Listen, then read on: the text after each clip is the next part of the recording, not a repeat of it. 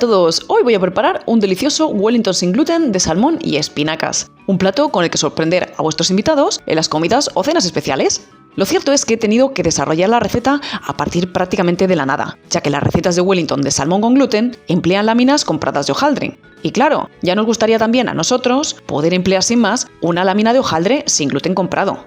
Cierto que existe hojaldre sin gluten, pero no se consigue en todas partes. Y no solo eso, si se consigue, es desde luego a un precio desorbitado. Pues buenas noticias, porque esta masa es económica y muy fácil de preparar. Yo personalmente tardo más en preparar el relleno que la masa. Y mira que en el relleno se tarda poco. Es una masa que no es nada presente al morder, con una textura que casa perfectamente con los demás ingredientes. Y como veis, muy agradable también a la vista. Os animo en este momento a que suscribáis a mi canal y activéis las notificaciones. Y vamos a ver ahora cómo se prepara.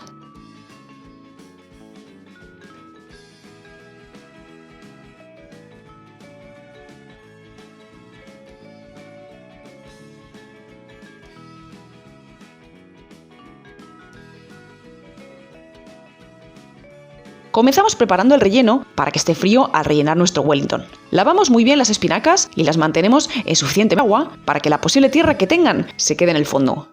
Una vez lavadas, las escurrimos y cortamos si fuese necesario. Si las hojas son pequeñas, no hará falta. Las ponemos en una sartén grande sin añadir aceite y las calentamos a fuego medio, removiendo de vez en cuando para que se cocinen homogéneamente. En el momento que hayan reducido de tamaño y que hayan soltado toda su agua, las escurrimos y tiramos ese agua. Ahora añadimos 1 o 2 cucharadas de aceite. Añadimos también un ajo picado o prensado y removemos bien para que se mezclen con las espinacas. Una vez que estén bien mezclados, añadimos el queso gorgonzola. En esta ocasión, el mío es muy blandito, pero el gorgonzola es, como veis, un queso parecido al cabrales o al roquefort, pero mucho más suave de sabor. Cuidado si sustituís.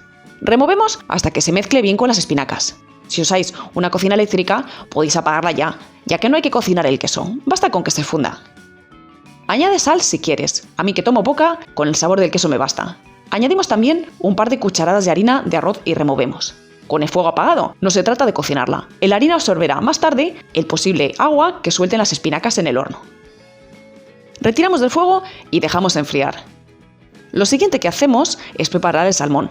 Si puedes conseguir un lomo y cortar el trozo en casa, puedes elegir una zona que tenga toda el mismo grosor, pero no es imprescindible.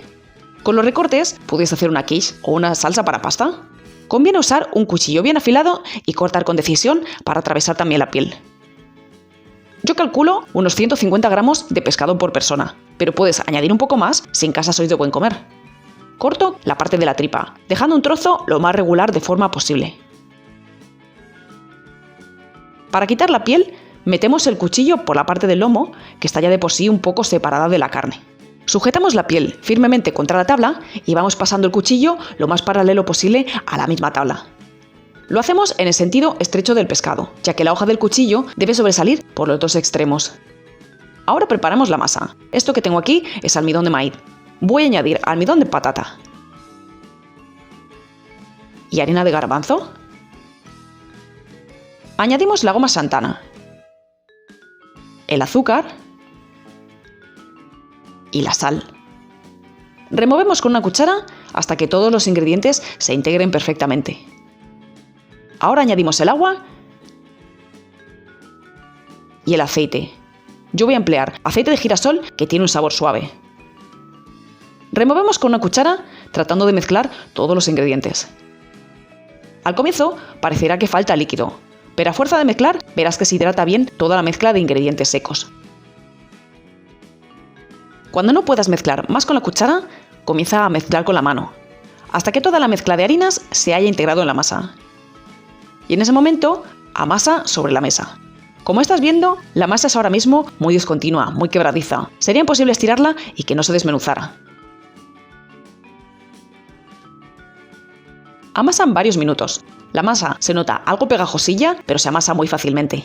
Vas a ver que a fuerza de amasar, se vuelve cada vez más continua y más resistente. Y que se pega cada vez menos a las manos. Cuando la masa tenga un aspecto homogéneo y no se desgarre al estirarse, forma una bola con ella. con ayuda de una espátula o lengua de cocina, recoger la masa de la mesa. Y fíjate, no se pega ya nada a las manos. Engrasa ligeramente la parte central de un pliego de papel de hornear. Yo voy a usar papel reutilizable. Dividimos la masa en 2 trozos, uno un poco más grande que el otro. Y comenzamos a estirar el más pequeño. Podemos presionar ligeramente la masa con las manos para que nos quede la forma más regular después al estirar. Cubre con una tira de film plástico de cocina y comienza a estirar con el rodillo. Estira hasta que la masa quede bien fina, del grosor aproximado de una masa de empanadilla.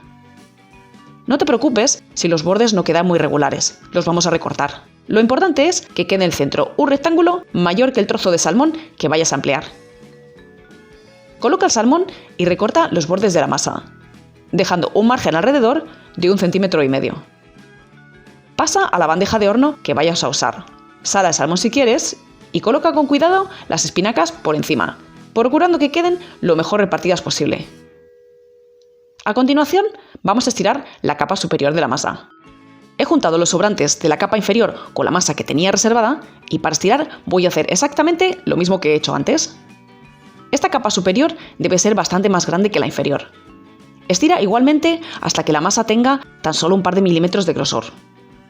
Una vez que la hayas estirado, da la vuelta a la masa y retira el papel de horno, de forma que la masa quede sobre el film plástico.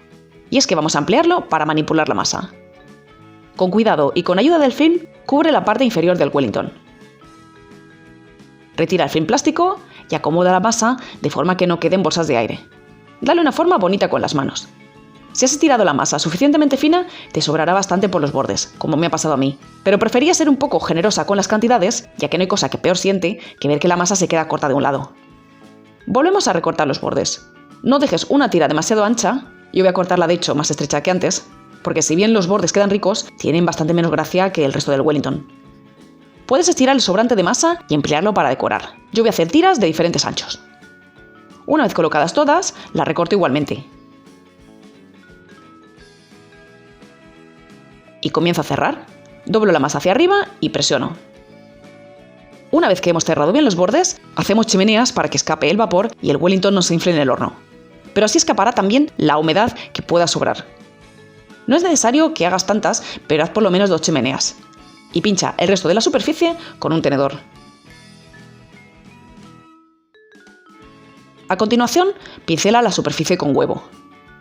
Si no quieres o no puedes tomar huevo, pincela con aceite. Y repasa los agujeros que hayan podido cerrarse al pincelar. Calienta el horno a 180 grados y cuando esté caliente, introduce la bandeja a altura media y hornea 50 minutos a 180 grados con calor arriba y abajo. Transcurridos 50 minutos, saca del horno. ¡Y qué aspecto más bueno que tiene! Se ve, eso sí, que las espinacas que he empleado tenían aún bastante agua y la humedad ha escapado por los agujeros. Por eso son también tan importantes las chimeneas. Y sirve directamente, que el Wellington se come calentito. Como puedes imaginar, hoy no tengo invitados, así que voy a cortar el Wellington para que veas cómo queda por dentro. Fíjate en la masa, qué blandita. Se nota ya al cortar que es una masa flexible. Y fíjate también que es resistente.